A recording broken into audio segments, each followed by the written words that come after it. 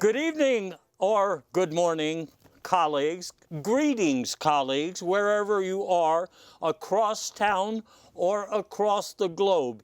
It is July 29, 2021. For those of you in the future looking at this particular spectacle on whatever device you use to look at this spectacle, we're having a wonderful time here in Houston, Texas, the epicenter of the news center of the neuron dynamic.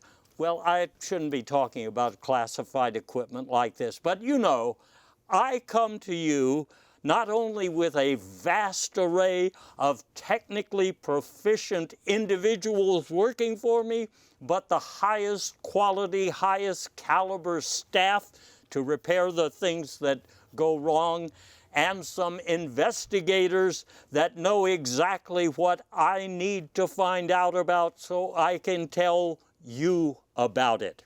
Well, that means at this point in the show, I should introduce to you the inspectors of evidence who came with me tonight. The first of those investigators is Ray Jeamchange, who you may know from his, well, it's historical. I like to call it his work. He might call it something else. But anyway, Ray is a senior editor of the Constant Worship of Microbes Quarterly. It used to be a weekly. For some reason, I guess, life in the microbe community has slowed down. He is also a lecturer on the prehistory of auto repair in Switzerland, and he's an expert, if we want to use that word, in the social behavior of bass guitarists in rock bands, mostly 1970s rock bands. Now, I did get all of that right. You got it all. That was a mouthful. Thank you, boss. Yes, yes. He is also the author, by the way, if you did not know this, and if you did not, that means you don't look at the bestseller list. His latest book, More Fun Things to Do on God's Day Off, is just soaring up the charts right now. I was wondering about this, this particular aspect of it, Ray. This is More Things to Do. I understand your first book on things to do when God is not watching is already out of print. Yeah, that's right. And you took it out of print. I did take it out. I had to take out all kinds of things out of print. You know, the Sabbath is a very important and holy moment, and, you know, every 7 days it comes around. You got to take a nap. I take a nap at will, but 7th day of the week, it's my opportunity. I see.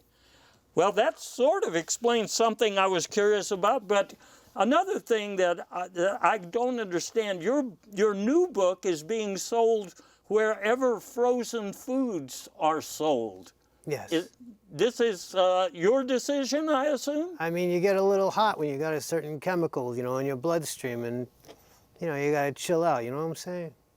I see. Well, we'll be hearing a lot from Ray Jeamchange tonight because he knows a lot about just about everything. Now, another, je ne sais quoi? Yeah. Are you with me? Yeah, hang on 1 second, okay. Okay, yeah. You are going to email me that. Oh, okay, yeah, that sure. picture. Okay. Jenna, am I saying that right? Je ne sais quoi? How do you? It's actually Sequa. I am 1/16 Cherokee, and so it's, we never were really sure if it was a family name, but I like it, so. All right, well, Jenna is a pioneer in the field of repackaging and resale of ethical transgressions. I think that's in the lower 48 states. You always add that. I don't know why. Yeah, the lower 48, always. Yes, and you're a past officer of the No Helmet Farming Collective in Beaumont. That's Beaumont, Texas. Yeah. And I notice you're not wearing a helmet tonight either. No, that no. tiara is very striking. Very becoming. Thank Yes. you. Very becoming. You are also the part owner of the Other Pacific Ocean Bus Company, and well, I was looking for the Other Pacific Ocean online today. I couldn't. Well, we had to drain it a few years ago for Firefest, and that didn't really work out. So we're trying like Firefest 2. It's a good music festival. In fact, Ray, you might be interested because we're going to have Grateful Dead 93.0 is awesome. there. I mean, I was looking forward. I wanted to drain it at Firefest, Yeah, I mean, we're going to have a helipad. It'll be great. So Now, let me just point out that Jenna also has a very popular book right now, 20 Years in a Hot Air Balloon, and this is a true story. You spent 20 years in a hot air. I guess you didn't plan to be up there for 20. Well, no, I didn't. I mean, my parents, I was actually born in the hot air balloon. My parents were very wealthy investors, and they decided they wanted to travel the world, and they weren't able to figure out how to get the balloon down, though. So I was actually born and homeschooled in the balloon for 20 years. Okay, and you're going to bring some of that wisdom, I think that's what you call it, with you to our discussion tonight. Oh, of course.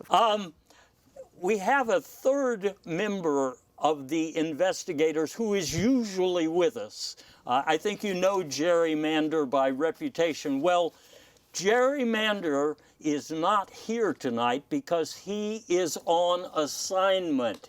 He's on assignment. Now, Jerry is presently, as far as I know, I mean, this is as of a couple of weeks ago, he's the editor of the Human Pajama Style Council newsletter, which I read. I read every single word. I even look at the adverts. Anyway, I'm getting ahead of myself. He is right now going to the. We've even got a picture here of Jerry. He's being lowered down to the climate change denial river basin. What he's doing, he's reenacting the original Lewis and Clark expedition. In fact, he sent me an email today. Do we have that, Mr. Producer? Yes, he did. What Jerry told me is very interesting. He said, Jerry Lee Lewis, and I didn't realize that's who was on the expedition, he was always complaining about frozen food ingredients that were not listed on the packaging. And apparently he's also just discovered that Clark Kent is not a real human being. But generally speaking, Jerry is on top of all of these things.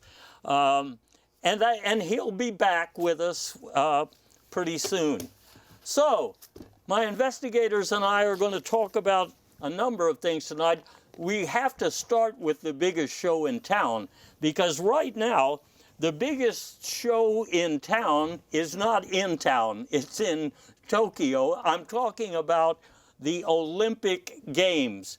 Now, the Olympic Games, they have a tradition that goes way back, you know. Athletes from around the world compete to win the gold and the silver and bronze. You know what?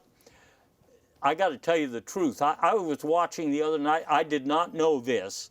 There's an economy kind of thing going on. You know, most of the world's economies are still ravaged, ravaged, I think is the right word, by the pandemic, and therefore awards this year are a little different. We have, like the British folks I know say, aluminium is one of the awards, and polypropylene, I think that's a kind of rubber foam, and cardboard. So you don't have, you know, gold and silver and bronze. But you get the idea. There is a hierarchy of metals, a hierarchy. Cardboard, ew.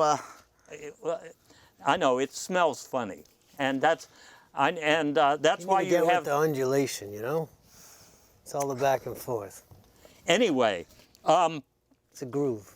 like everywhere else, the Olympic Village where the athletes are staying, they are taking care of these athletes the way most things are taken care of right now. You have one set of facilities for those who are vaccinated and another for those who are unvaccinated, and that means almost all of these events, you actually have two different events, the vaxxed and the unvaxxed events. And I'm told there's even a third Olympic Village for the people who got shots, but they don't remember whether it was for the pandemic or something else. Well, you know, speaking of something else, because you got all these diseases going on at the same time, right? It's like a critical storm Yes, kind of deal. yes. All right, so whether you're talking about this year, you got your dengue fever, your monkeypox, your Lyme disease. So, I mean, you got your buckshot, you got your doe shot, you got your go shots at the airport, you got your cum shots at the Olympic Village. I mean, this stuff is all over social media. Well, actually, the Olympic Games as such are all on social media this year. I mean, they couldn't really afford to pay for a broadcast network to handle all of this. So I see where you're coming from, Ray. You were coming from, what, Santa Monica.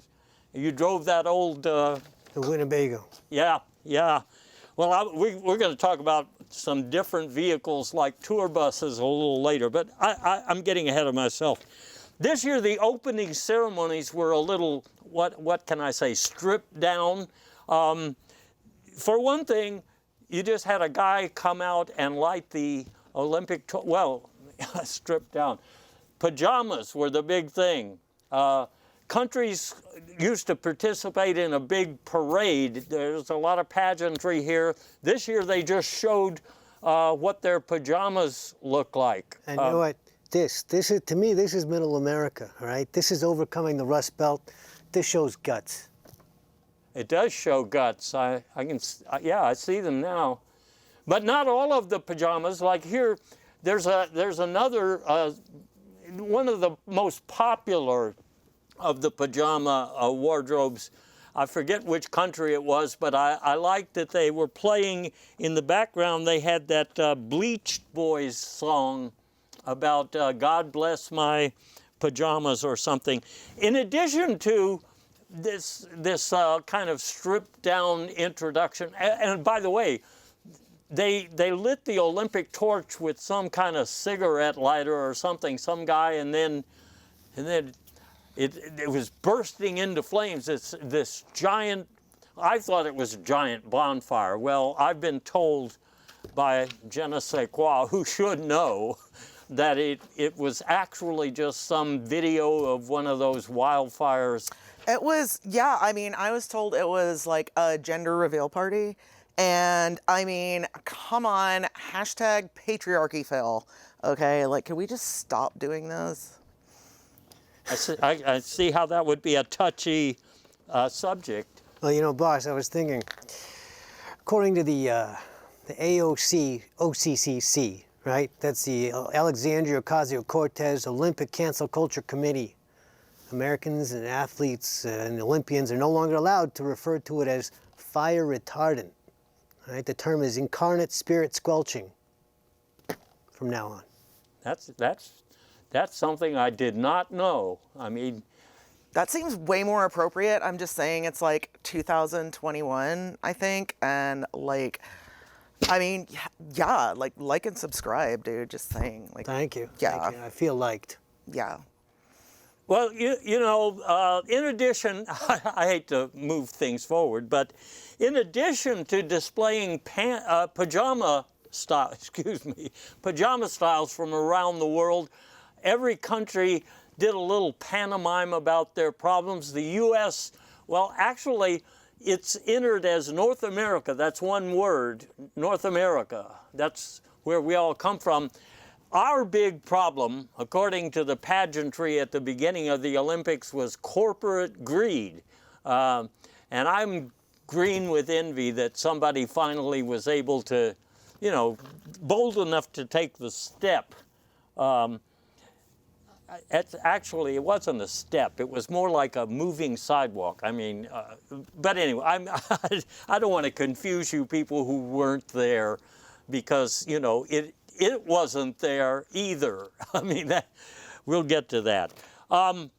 There are some new events at this year's Olympic Games. And the reason there are new events, the committee that is planning the events decided that there are so many problems, especially here in America, that need to be solved, that we should have some events where we might precipitate a solution to some of our problems. Now, isn't that clever? In other words, doing two things at once, or well, anyway, doing two things at once.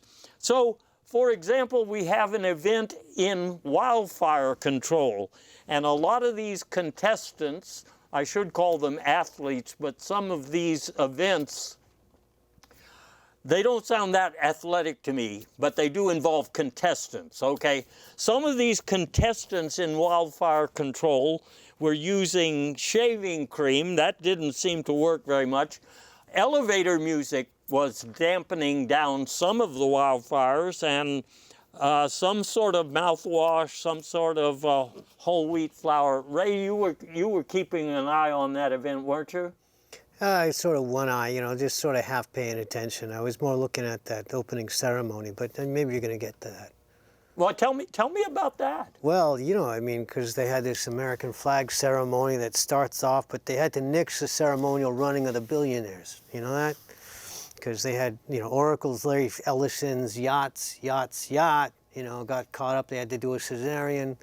Then they had Bezos, Branson, and Musk all arrived within 20 minutes of leaving the United States. But then they couldn't find parking for the spaceships. But see, that's what I was telling you. When they talked about North America's problems, they got right down to it. But I think I want to talk for a second about that when we get to ransomware, because that's an interesting competition, and it also tends to mimic a lot of things going on here in the USA. But let me ask you something about one of these events here, Je ne sais quoi, involves finding new uses for high fructose corn syrup. Yeah, okay, so one of the things that I've heard that they've been doing a lot of is using it in, you know, the hard seltzers, which are so good, by the way. I love the hard seltzers. There are 38 different brands on the market, so it's really increased demand for high fructose corn syrup. Like, I mean, my personal favorites are like White Claw, and Night Train has one out now, and that's really good. Like, it is not like girls' night without hard seltzer. I don't know if high fructose corn syrup is bad. I just know it's just really, really good, and I don't think I can live without it. And so you're not really concerned about what it might be doing to your internal organs or anything. I mean, like, no, I'm like 25. Why would I be? Okay, all right. Did want to see if I could clear up that misunderstanding about why there is a corn syrup competition. I mean, it's vegan. Well, yeah, of course, so is weed killer, you know. But anyway, like I said, Is it cage-free, cruelty-free, though? Well, I mean, I hope so. I've not seen corn in a cage yet, but if I do, then I will find like an alternative. You ain't been in the right dungeons, baby. Oh. Yeah, I see a lot of that corn type thing going on. Anyway, I don't want to get too corny about this. One event that I do understand is the simulated road rage event. This is a little bit different than what you see on American freeways, because they've built this special roadway out in the middle of some part of Tokyo. I thought Tokyo was mostly urban, but apparently they've got room to build a big track where people can simulate road rage. And if they can figure out some way to stop it, I guess so much for, I mean, that'll benefit everybody, clearly. I mentioned before, as Ray was talking about some of these American tech giants and so forth, there is a contest, and I keep calling them contests rather than event, excuse me, but they have simulated ransomware attacks, and to make these things doable, they've had to invent simulated corporations that our athletes from around the world could break into and hold for ransom. So it's fascinating. You don't see many results because somebody apparently has successfully shut down all of the result boards for that event, but I guess maybe that's part of the ransomware phenomenon, that you cut everything out so people can't really follow what you're doing. Some of the events are influenced by developments in the political system. I have in mind the new presidential preference pole vaulting event. And the thing about this is, well, for one thing, it's interesting to me, and maybe you were watching last night. I just saw the first day. Britney Spears seemed to be leading. Kanye West had some votes. The entire Kardashians, I guess as a group, were leading after the first day, but we really won't know who wins the presidential preference poll vault until 2024. Am I right? That's why there's nobody on the leaderboard. I hope it's Brittany, but let's go on, yeah. Look, I just want to nominate my man, Dusty Hill. I brought these cheap sunglasses in his honor, just so you all understand my love for the man. Rest in peace, brother. Who is that? Oh, my God. He's one of the corn syrup magnates. Oh. And he plays bass guitar. Oh, well, okay, well, like R.I.P. Well, thank you. I wrote a damn book about it, you know? It's those old things with the wood squished between a cover, you know? Oh, okay. All right. Anyway, the other politically influenced event, I think they just call it big lying. In other words, they start, each of the entrants in the event tells a lie, then they get questioned about it, and to cover that, they have to tell a bigger lie and another lie, so forth. Right now, Barton Fume of the UK, he is leading in that event, and he is such a liar. I mean, he could turn pro, you know? He could turn pro. He could be in politics if he wanted. So You know, it reminds me of, what do you call it? I like to refer to it as like Mad Libs. I'm sorry, it's Mad Lib Fibs, right? You know, you get both political parties, they release a statement, but it's so redacted, they just leave it to the pundits to fill in the blanks. Yeah, and I think in the simulated road rage, they also use blanks. That's why it's a safe event. It's simulated. They don't actually take out other contestants. They just, I guess, you know, they just disarm them temporarily. I don't understand this volleyball and chain event, except that I know people are trying to escape tyranny, so that's why that was added.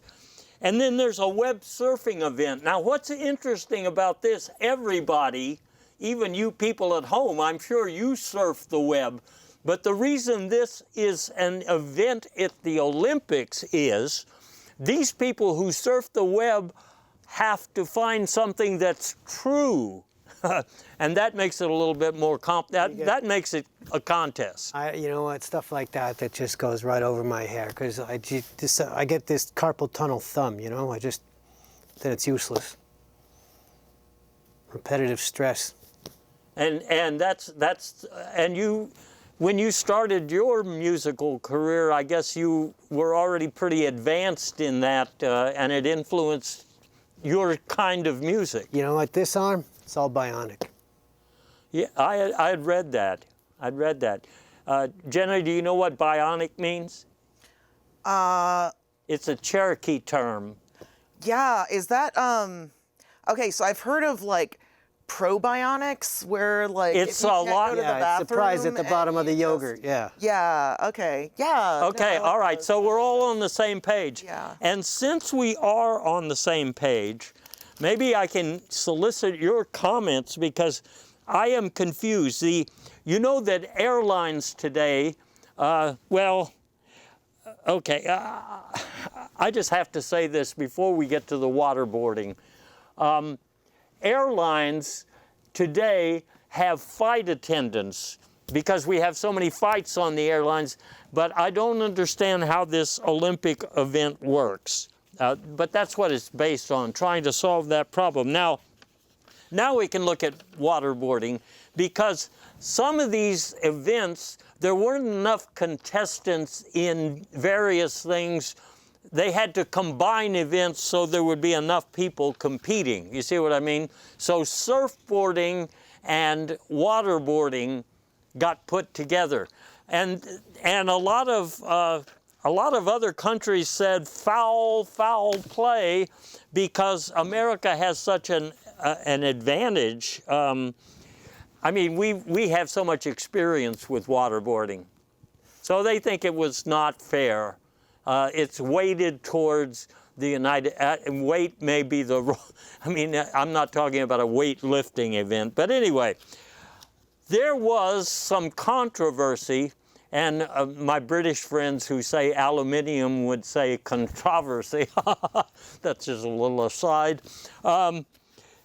The situation around Sha'Carri Richardson was entertaining to me, because when it came to pass that people discovered she had smoked pot.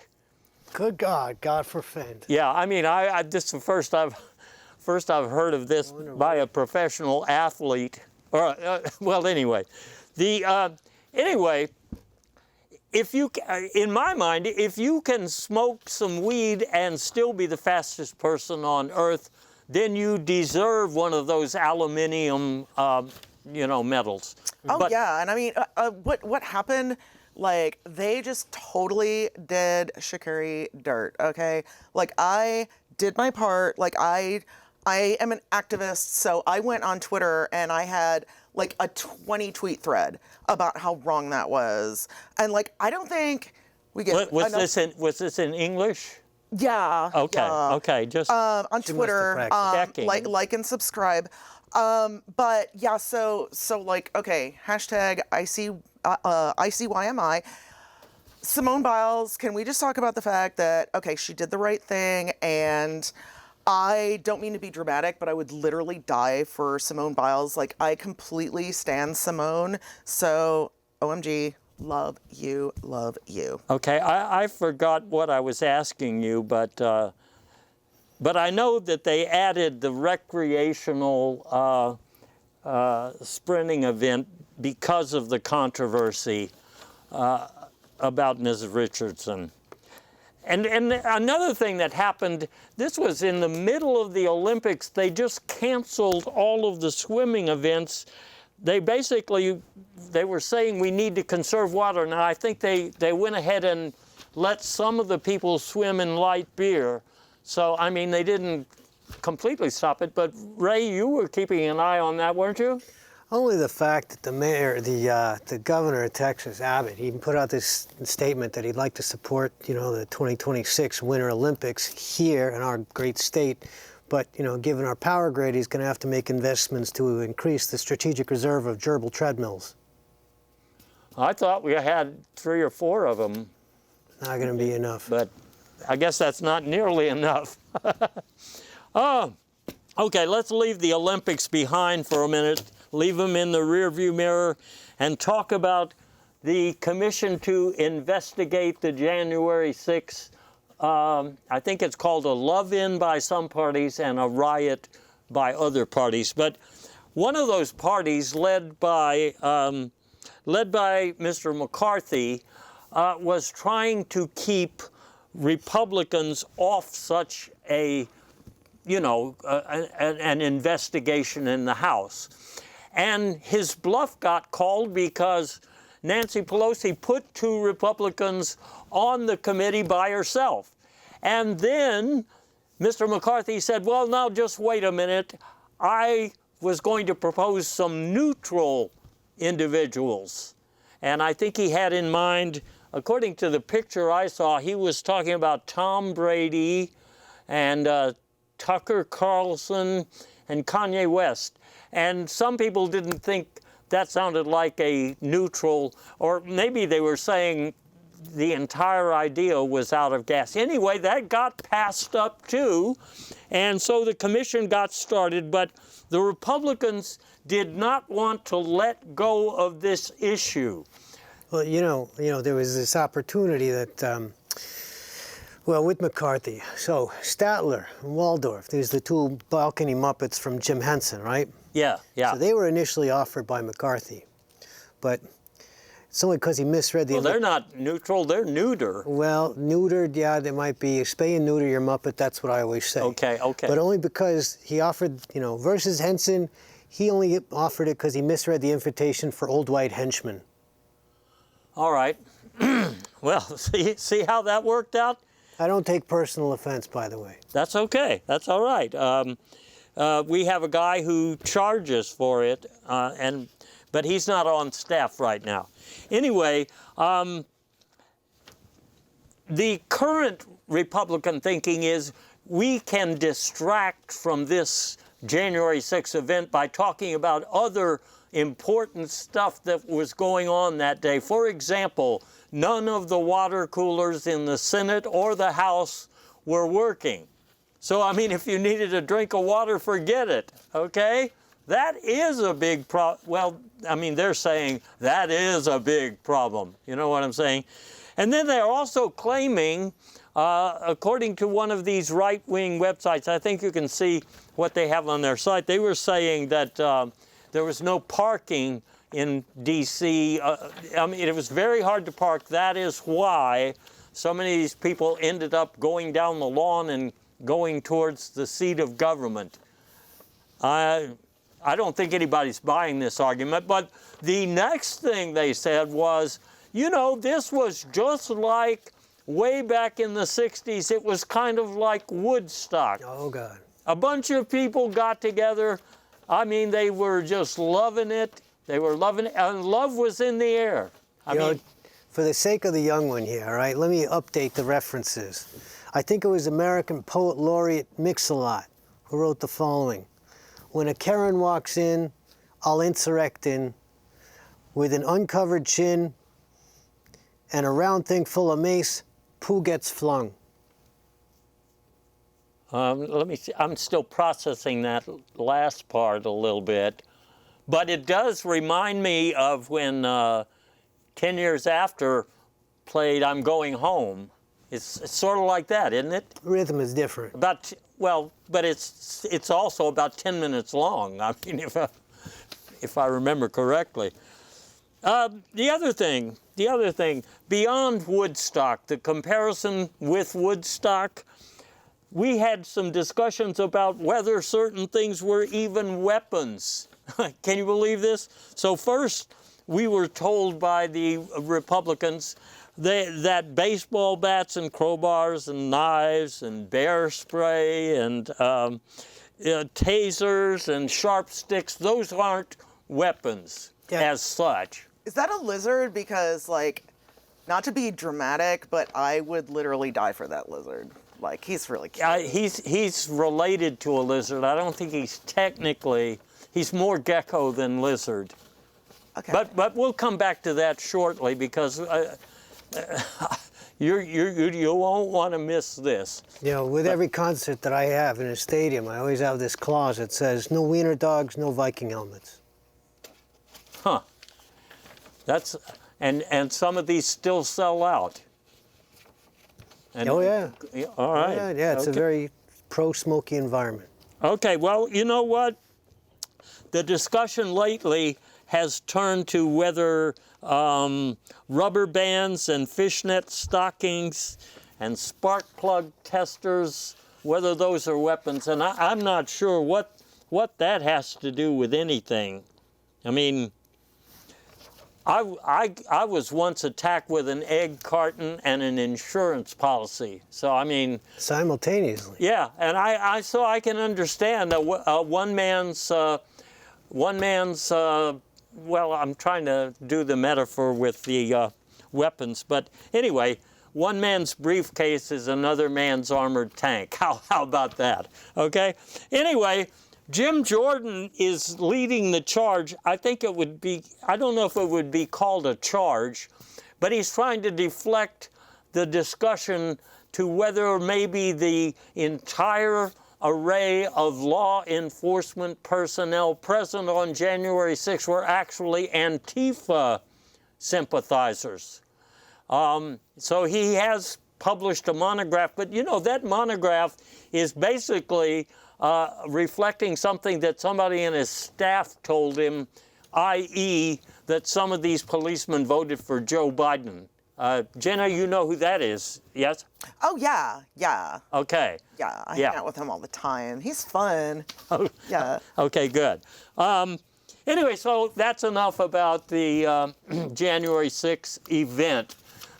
I'm surprised they didn't make that into an Olympic event. The problem there, as I understand it, if you want to simulate dealing with happy Woodstock concert goers, then you have to have about 18,000 people on every team. So that's why they didn't do that.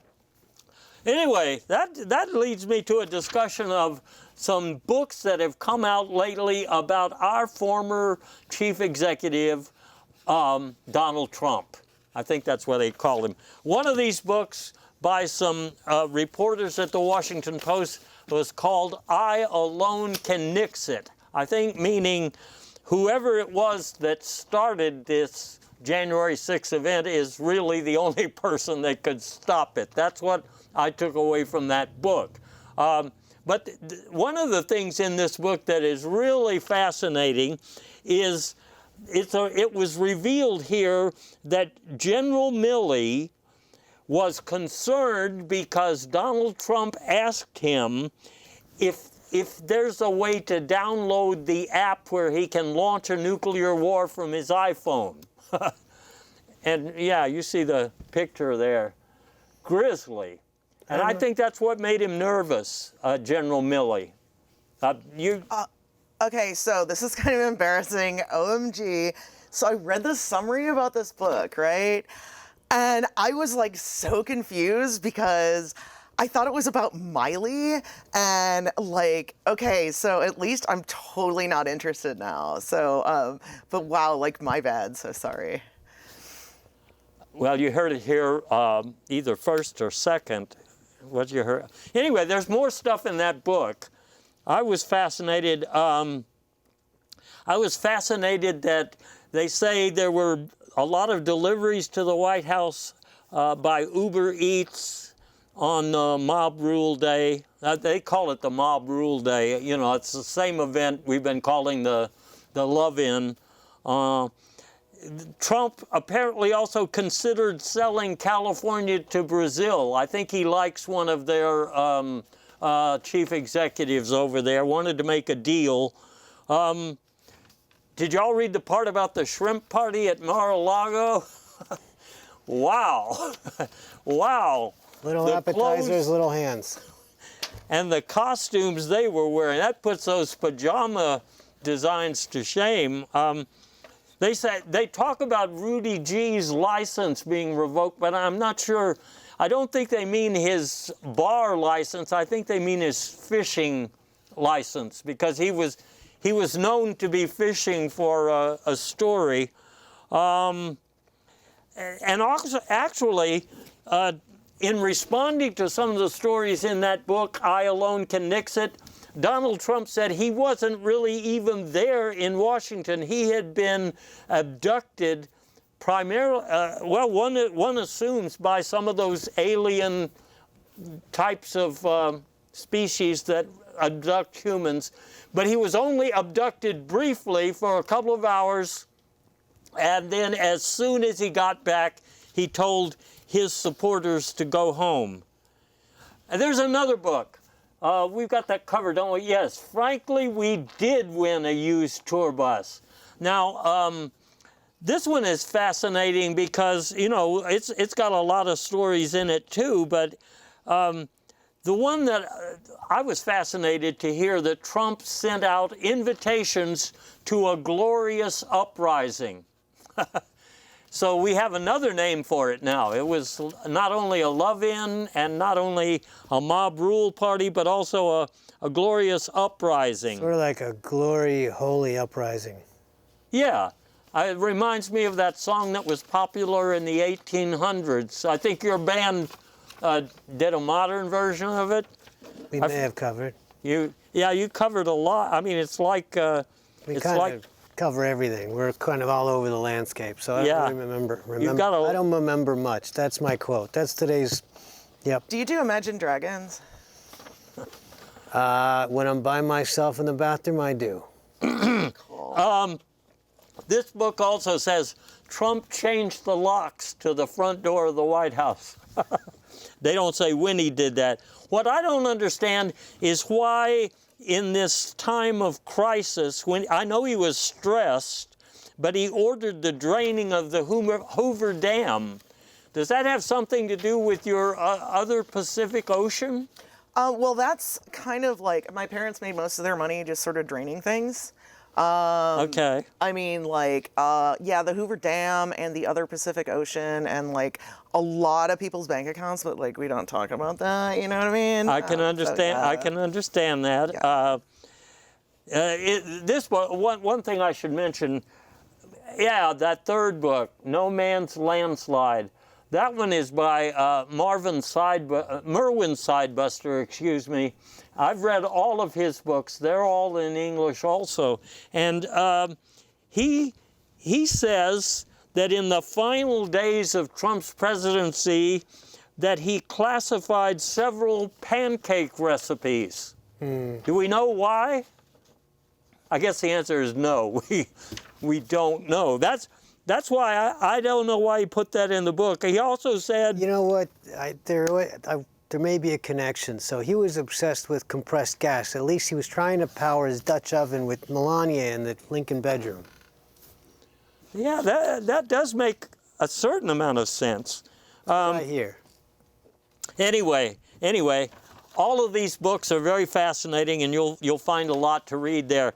Let's talk about another subject, and that is evaluating the direction that the Supreme Court might be going in now that it is a Trump Supreme Court. It's like you've got 6 conservatives and 3 sort of liberals. But I understand that on some issues it's cutting down to like a 3-3-3 split. So it's kind of hard to figure what decisions are going to be in there. It's hard to triangulate. Yeah, well, yeah, a triage well, anyway. One of the early decisions was Bozatris versus the NCAA. That was even before the Vevchesky decision. And this was about athletes being able to choose their method of payment. We already know that the court says they can be paid, you know, for their likeness and so forth, or their people not liking them, either way. But they can be paid in drugs or in SUVs, or even in frozen food. Well, in Salt Lake City, you know, the students there at BYU in the chess club, the full contact chess club, they're being compensated in a new special digital currency. It's got the resemblance of the U.S. Senator. I think that sounds very close to the aluminum medals they're giving out at the Olympics. They're same designer, maybe. Could be. Could be. Could be. In that Vichevsky decision versus the sizzling meat packers sued somebody, and the decision here said that companies don't need to say in any great detail what is in their frozen food. Frozen food again, fillers. Then there's the Sisyphus versus Colorado Department of Education decision. This one, in theory, they're saying that schools can't be forced to teach higher math to a masked student. Well, you know what, boss? So, like, correct me if I'm wrong, but this is, like, the third time this case has been presented by Sisyphus, and it's like, bro, Sisyphus, okay, like, the same thing over and over again, like, all the time. Where do you think you're gonna get with this? Like, bro, seriously. I hear where you're coming from. Same place where Ray was coming from a long time ago, Santa Monica. Yeah, I thought I was going to say insanity, but okay. Okay, well, they're probably both true. Anyway, the court hasn't ruled yet, but it's also expected that they will rule on the Affordable Care Act, because these days, most of the people I know can't really afford to get a new chair. I'm not even getting to the tables yet. I mean, you know that old saw about having a seat at the table. Well, some people can't even afford a chair. So they're going to rule on the Affordable Care Act. They're also going to take a stab at ruling on this defensive driving curse. And I think that is probably a byproduct of that road rage simulation that they're doing at the Olympics this year. And I know another thing, they're going to ponder whether or not they can overturn the overturning of the conviction of the man without convictions. I'm talking about Bill Cosby. Apparently, I think the court said that when they do take that case, if they take that case, then they're all going to follow the lead of Miss Richardson, which I assume means they will either be jumping in a pool of light beer or lighting up to make sure they get the decision right. I don't think my colleagues have investigated this. I mean, it's fresh news. I just read about it today. Let me briefly talk about the Nobel Prizes, just because some of them really puzzle me, because we have more important things to talk about, obviously. But first of all, Donald Trump is nominated for something, pioneering responses to unwelcome science. Huh. Doesn't sound like a Nobel laureate to me. Alexander Levchenko has been nominated. He's been able to quiet social unrest. Huh. Putting a lot of people behind bars, I guess. Hunter Biden has been nominated. His artwork is supposed to be touching the soul of capitalism. I know I was pretty touched by the ones I've seen, especially the one that cost $7 million. His dad touches the hair, he touches the soul. Yeah, I dropped out of the bidding when I found out about that. I mean, that hair on somebody's belly in one of those pajama pictures was enough for me. And finally, Britney Spears was nominated for a Nobel Prize for radio silence. OMG, Britney. Okay, so I cannot not talk about this any longer. Okay, she is free. Okay, she is free. Not to be dramatic, but I would literally die for Britney. I totally stan Britney. I'm just so glad. I'm so glad she's free. Sorry. I get emotional. I get really emotional about this. You know, she's a singer. Yeah. Okay. Yeah, she performed at my 16th birthday party. Oh, really? I guess your parents were able to finance that. Yeah, it was actually in the balloon, and so it was super cool. Well, I wish we had some video we could show people of that. I never toured in a it's- balloon. It was on my Snapchat, so yeah, just I'll look have it to up. look at- Like and subscribe. Smash I'll that have like to. button. I'm going to look that up later, okay, after we get finished here. But real quickly, let me run through a couple of other things. There are some new commercials on the air right now. These commercials are about ailments that sound to me like they've been invented. For example, I keep seeing the one about a cure for reptile dysfunction. Now, I'm not clear on what reptile dysfunction is. See, that's what's confusing me. But I'll tell you what I think it might be about. I have an alligator and a dog. I have noticed that sometimes when my sexual partner and I are about to have fun, that the alligator starts eating the dog's food. But by the same token, the dog starts eating the alligator's food. So I thought at first that was a dysfunction. It might just be natural competition. And I have a horny toad. I mean, he is horny by definition, but he seems to be really interested in my gecko. So That is an amphibian of a different color. You know, I was just thinking, you ever hear that rumor that iguanas, they tend to explode after sex? You know that? You don't know. I've heard that. Oh. Yeah, well, I mean, it's only the ones that I've been with. Ah, Wow. See, Wow. I thought it was like, okay, I thought the problem was like if you get nervous or something, like you could just like accidentally just lose your appendage and like, you know, that would just, I'm just saying that would like kill the moment really hardcore. You know what I mean? Yeah, I think it would, yeah. you got to be a little detached in those moments. Yeah. Let me just mention a couple more here. There's also, there's an ailment which is called meat kebab aversion. I don't know too many people who are averse to meat kebabs, except the vegetarians who come to the cookouts that I have, they just avoid the grill. So I don't know why they would be averse. I don't know how you cure something like that anyway.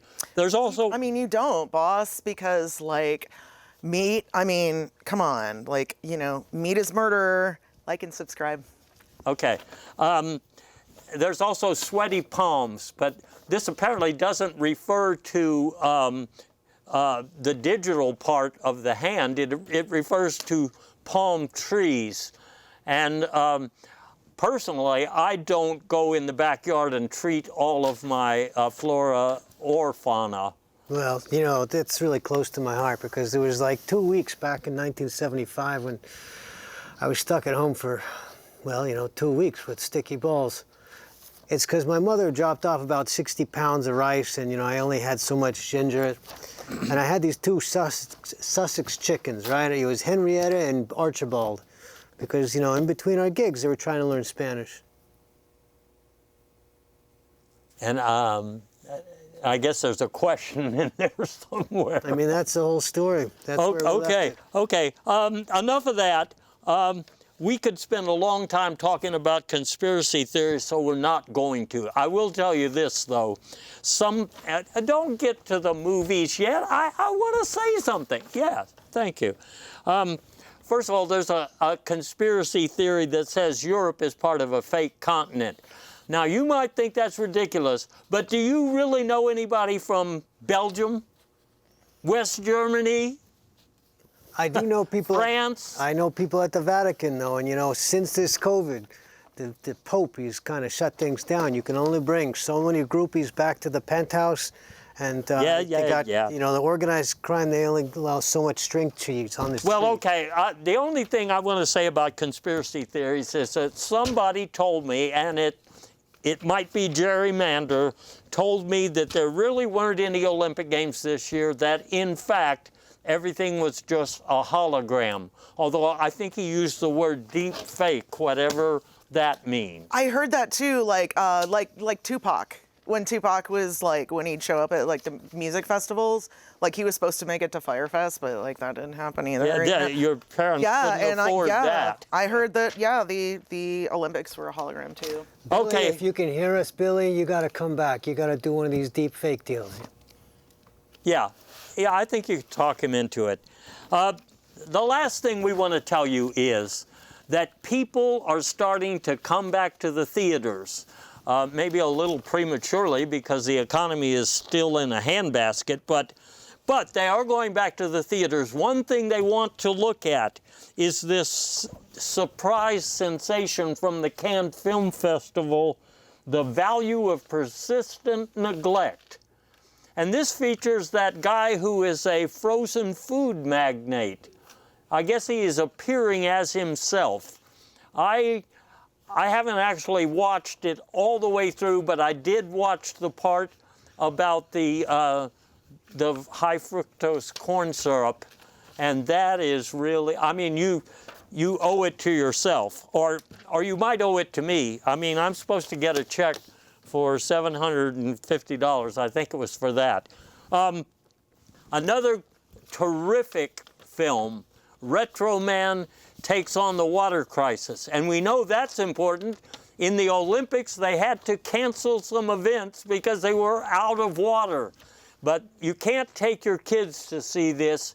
Not only does it have nudity and foul language, it also has hair loss, whatever that means. I don't know exactly. And a final one I want to tell you about.